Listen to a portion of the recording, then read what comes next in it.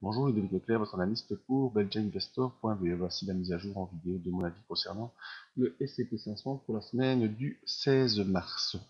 Alors tout d'abord, quelques petits avertissements habituels. Vous savez que les marchés comportent des risques dans vos investissements, des risques de gains, des risques de perte également. C'est à vous d'évoluer les propres risques dans votre management. Moi, je suis pas là pour vous conseiller dans vos opérations, simplement vous donner mon avis technique sur les niveaux et ce qui pourrait se passer. Donc, c'est simplement des scénarios qui doivent être encore validés par vous.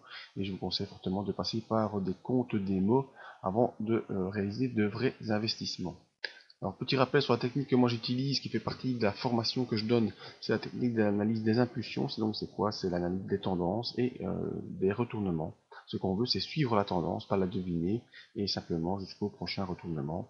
Les outils qu'on utilise, ce sont les bandes de Bollinger, les canaux de tendance, les supports résistance, des moyennes mobiles, mais également des outils en dehors du graphique qui sont les indicateurs comme le MACD, le RSI ou l'OBV quand il est disponible. Alors, sur notre plateforme FXCM, voici, on va passer en détail dans le graphique, notre évolution du S&P 500. Donc on voit que cette semaine a été une semaine plutôt baissière, on est venu enfoncer les bandes de Bollinger. On est même passé sous le support des 2061 points, une zone support qui avait été assez efficace. Alors j'ai oublié de vous la mettre, mais il y avait une autre zone support ici, vers les 2091, qui a été franchie aussi fin de semaine dernière, donc ce qui nous laissait prévoir une semaine baissière, hein, ce fut le cas, même si lundi on est revenu un petit peu dans les bandes de Bollinger après cette grosse accélération de la semaine précédente. Mais mardi, on a fortement accéléré, on a enfoncé sous les 2061. Ensuite, mercredi, petite temporisation. Jeudi, on revient dans les bandes de Bollinger jusque la M7. Vous voyez l'importance de cette M7 dont je vous parle depuis maintenant quelques semaines. Et vendredi, on a malheureusement réaccéléré sous le support des 2061 pour faire une clôture entre la bande de Bollinger et la M7, mais en tendance vraiment fortement baissière. Et vous voyez qu'il n'y a pas vraiment beaucoup de niveaux de support, si ce n'est un peu ici vers 2014 et principalement vers les 2002, mais également le bas de ce range haussier qui tient le cours depuis le début de l'année. Alors les bandes de Bollinger sont ouvertes, preuve que la volatilité devrait encore perdurer, en tout cas pour lundi. Et nos indicateurs, bien le MACD est passé sous les zéros, signe qu'on rentre en phase baissière. Il est sous le signal également, donc preuve qu'on est en accélération baissière. Le RSI qui s'était enfoncé courant de la semaine sous les 40 et donc qui provoquait une augmentation de la pression baissière revient clôturer vendredi mais proche des 40. Hein, on est dans la zone neutre où il n'y a pas vraiment de pression baissière mais on est vraiment tout près d'y rentrer. Donc ce qui fait qu'au niveau graphique on est sous la M7. Près de la Bollinger inférieure, le MACD est sous 0 et sous son signal, et le RSI est tout proche des 40 et va peut-être y retourner. Donc tout ça nous montre bel et bien que la consolidation est en place et devrait probablement se poursuivre pour lundi. Et peut-être, si on ne revient pas s'installer rapidement au-dessus de la M7 et au-dessus des 2061 points, et bien peut-être aller rejoindre gentiment les 2000 points. Alors tout cela pourquoi? À cause de la force du dollar. Hein, tout ça n'est pas encourageant pour les investisseurs qui viennent se réfugier en Europe sur les actifs européens parce qu'ils sont soutenus par le QE que vous connaissez.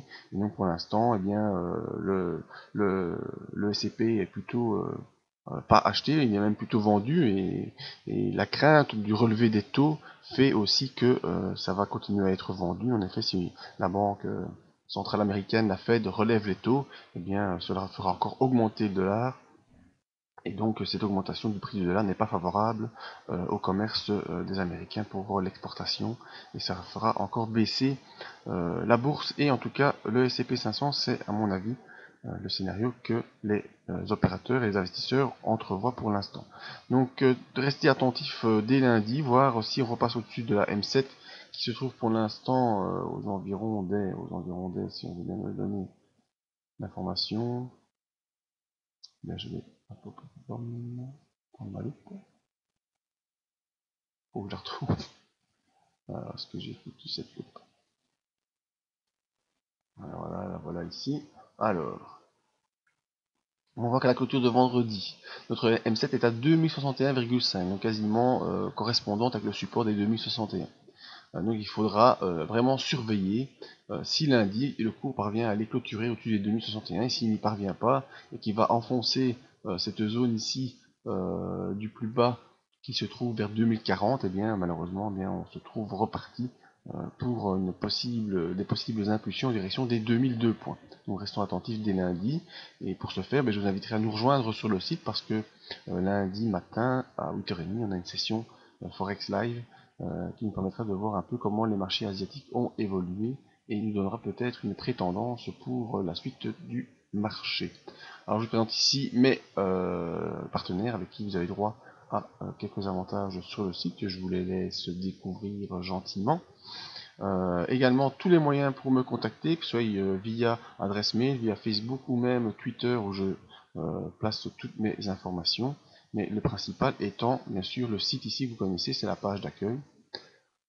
Et dans le fond de cette page d'accueil, vous avez la mailing list à laquelle vous pouvez vous inscrire et grâce à laquelle vous recevrez tous les liens, que ce soit pour les sessions live ou pour toutes les informations qui sont postées sur le site. Voilà, je vous donne rendez-vous lundi matin pour ceux qui veulent suivre en direct l'information sur les unités inférieures, ou rendez-vous la semaine prochaine pour d'autres vidéos que vous retrouvez en entier sur le site ici dans les analyses en vidéo. Merci à tous, à bientôt.